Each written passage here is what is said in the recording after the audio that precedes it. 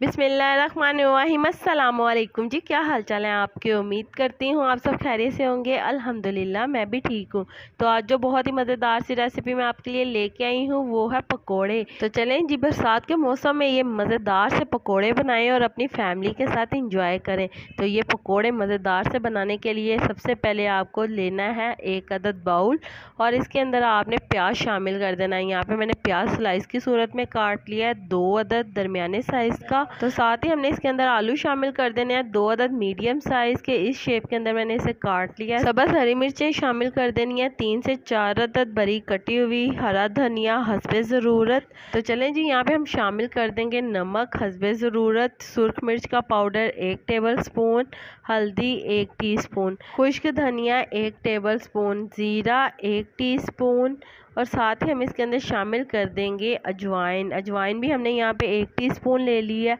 और यहाँ पे हमने मेथी शामिल कर देनी है, कसूरी मेथी आपने ले लेनी है, बहुत ही ज़्यादा। ये हमारी खालस घर की तैयार की हुई है। तो कसूरी मेथी हम इसके अंदर 2 टेबल स्पून शामिल करेंगे। कसूरी मेथी की रेसिपी मेरे चैनल पर मौजूद है, आप मेरे चैनल पर इसे देख सकते हैं। इसका लिंक मैं डिस्क्रिप्शन में दे दूँगी, आप वहाँ से भी इसको देख सकते हैं। तो यहाँ पे हमने शामिल कर देना है बेसन। बेसन यहाँ पे हमने ले लिया है 1.5 कप और 1.5 कप इसके अंदर हमने बेसन शामिल किया। तो बेसन शामिल करने के बाद आपने इसे अच्छी तरह से मिक्स कर लेना है। थोड़ा थोड़ा पानी शामिल करेंगे और इसका एक बैटर तैयार कर लेंगे। तो यहाँ पे हमने पकोड़ों का बैटर बना लेना है। अच्छी तरह से आपने इसे मिक्स करना है, ना ये ज़्यादा पतला हो ना ही ये ज़्यादा गाढ़ा हो। तो यहाँ पे हमने बैटर तैयार कर लिया है। तो पकोड़ों के बैटर को यहाँ पे आपने 15 से 20 मिनट के लिए रेस्ट दे देना है और यहाँ पे आपने ऑयल ले लेना है और ऑयल जैसा कि आप देख सकते हैं गर्म हो चुका है। तो यहाँ पे हम एक एक करके तमाम बैटर इसके अंदर शामिल कर देंगे पकोड़ों का। तो यहाँ पे हमारे बहुत ही मज़ेदार पकोड़े तैयार होंगे।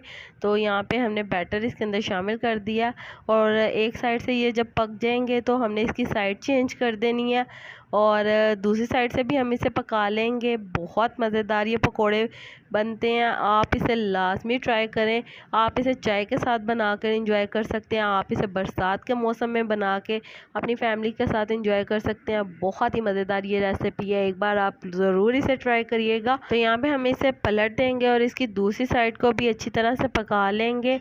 तो जी अच्छी तरह से ये पक जाएगी। जब इसका कलर गोल्डन ब्राउन आ जाएगा तो यहाँ पे आपने फिर इसे निकाल लेना है। तो जी आप देख सकते हैं बहुत मज़ेदार हमारे पकोड़े तैयार हो रहे हैं। बहुत ही मज़े की ये रेसिपी है, एक बार आप ज़रूर इसे ट्राई करिएगा। और बनाना बहुत ही आसान है, बहुत ही कम मसालों में और घर के मसालों में ये तैयार हो जाएंगे। तो जी यहाँ पे हमारा एक पूर तैयार हो गया पकोड़ों का। तो आपने दूसरे भी इसी तरह से सारे पकोड़े फ्राई कर लेने हैं।